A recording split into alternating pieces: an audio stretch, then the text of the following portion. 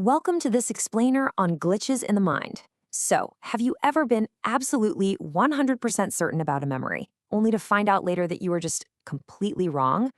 It's a really jarring feeling, isn't it? We tend to think our memory works kind of like a smartphone video camera, just accurately recording events so we can hit play and watch them back later in perfect, high-def fidelity. But the truth is actually much stranger and, frankly, a little bit unsettling.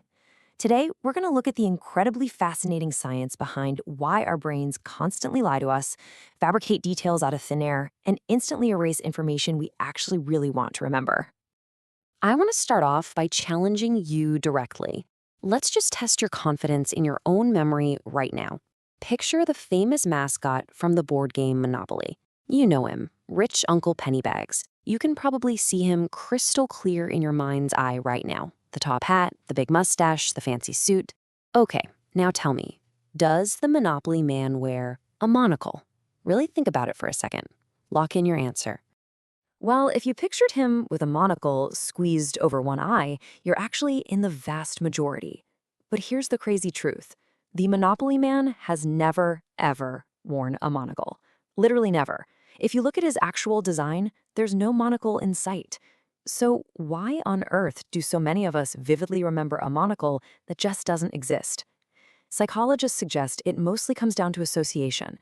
Our brains naturally link wealthy, old-timey characters with tropes like monocles, and so it simply invents a false detail to complete the picture. It overwrites reality with what it assumes should automatically be there. Let's try another massive pop culture mystery. Picture Pikachu, arguably the most famous Pokemon in the entire world. You've probably seen this character literally thousands of times on trading cards, in video games, on TV. Picture his jagged lightning bolt tail. Got it? What color is the very tip of Pikachu's tail? If you imagined a black tip, prepare to have your mind blown. The reality is that Pikachu's tail is entirely yellow, with just a little brown section at the very base. There is no black tip at all. Even long-time, hardcore fans of the series are completely baffled when they discover this. It feels wrong, doesn't it? It kind of feels like reality itself has been altered right behind our backs. Okay, let's dive into this next one, which is perhaps the ultimate movie memory test of all time. We're going to a galaxy far, far away. Think of the pivotal, super dramatic scene in Star Wars: The Empire Strikes Back, where Darth Vader reveals his true identity to Luke Skywalker. What is that famous, iconic quote? Go ahead, say it out loud. Almost everyone remembers it as, "Luke, I am your father." You see it on t-shirts, coffee mugs, endless internet parodies. But if you sit down and watch the actual film, the line is simply, "No, I am your father." This incorrect version is so deeply embedded in our pop culture that it perfectly sets up the core thesis of our explainer today. Confidence absolutely does not guarantee accuracy. Millions of people share this exact same false memory. This widespread phenomenon actually has an official name. It's called the Mandela effect. The term was coined by a paranormal researcher named Fiona Barome back in 2009. She noticed that she, along with thousands of other people online, vividly remembered the South African leader Nelson Mandela dying in prison during the 1980s. But in reality, he was released in 1990 and went on to become South Africa's president. Now, while some wild internet theories like to blame this on parallel universes colliding or alternate timelines, scientists point to something much closer to home, our own biology. And this brilliantly illustrates a concept called reconstructive memory. Remember earlier how I said your brain is in a video camera? Well, every single time you recall an event, movie quote, or an image, your brain is actively rebuilding that memory from tiny fragments. It pieces together the data it has, fills in the blanks of assumptions, and stitches the whole shebang back together. And during this rebuilding process, it constantly introduces errors. If you repeat a piece of misinformation enough times, your brain will eventually just throw its hands up and accept it as the truth. So we've seen how our brains can rewrite massive pieces of pop culture and history. But let's pivot to a much more intimate, everyday glitch.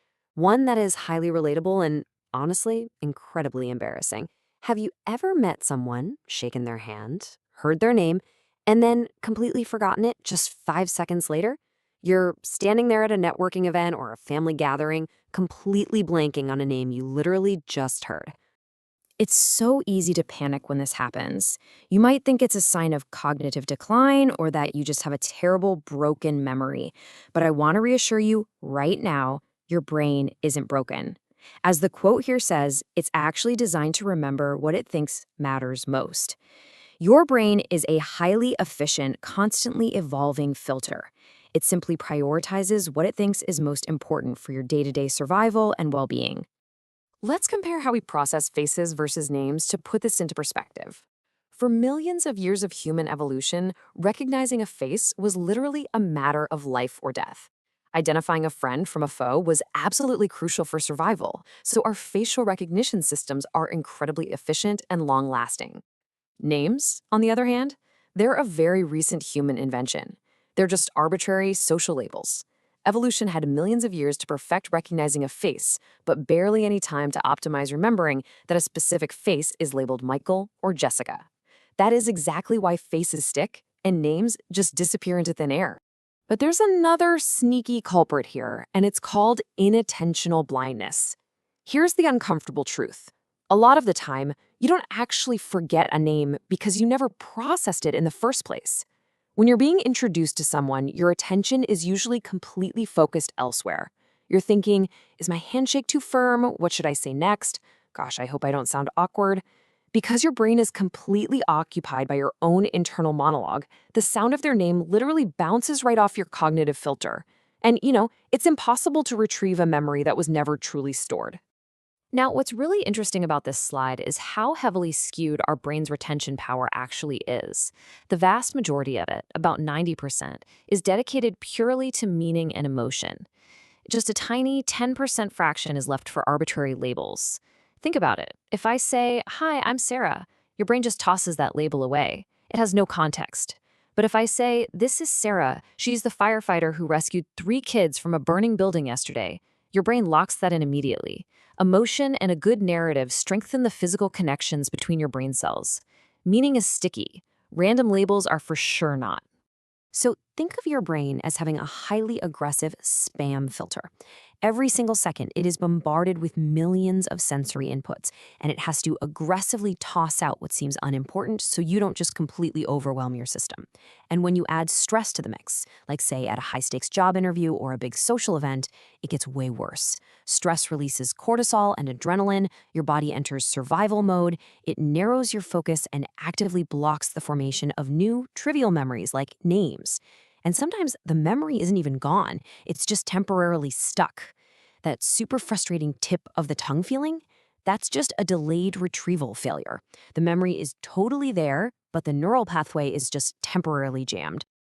Bypassing the filter, the brain hack. Let's move into some practical ways to actually outsmart your own biology.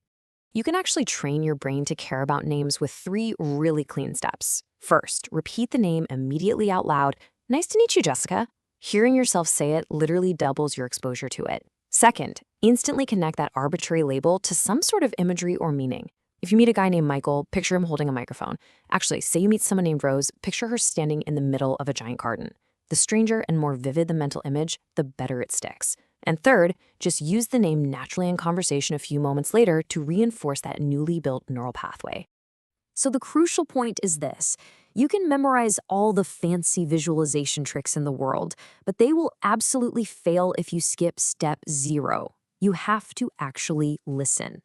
Genuine attention is the single most powerful memory tool you have, period.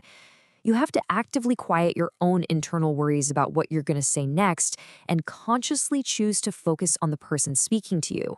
I want to leave you with a reassuring thought regarding those awkward social moments. If you struggle with names, it has absolutely nothing to do with your intelligence. None. Some of the smartest people in the world are notoriously terrible at remembering names. It simply comes down to how human biology prioritizes attention, emotion, and meaningful connections. Your brain is doing exactly what it evolved to do over millions of years, saving its precious energy for what truly matters for your survival. But, that incredible efficiency comes at a cost. Your memory is a dynamic, reconstructive storyteller. It's not an objective historian. It will happily erase his stranger's name in 5 seconds flat just to save space. And as we saw with the Mandela effect, it will easily invent a monocle or totally rewrite a legendary movie quote to make the world fit its own assumptions. Which leaves us with a slightly eerie question to ponder. If your brain is perfectly capable of rewriting reality and erasing the past right under your nose, what else is it rewriting right now?